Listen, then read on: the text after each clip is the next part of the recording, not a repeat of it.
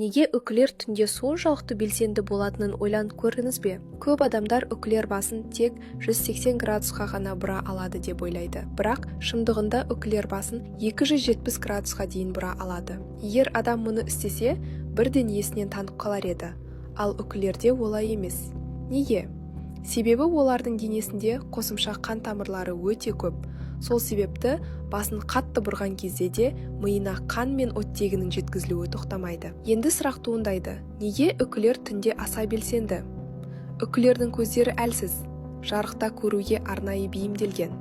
Ал құлақтары тек дыбысты естіп қана қоймай, оның қай бағыттан шыққанын дәл анықтай алады. Сондықтан олар қараңғы түнде аңды тек дыбыс арқылы ұстай алады.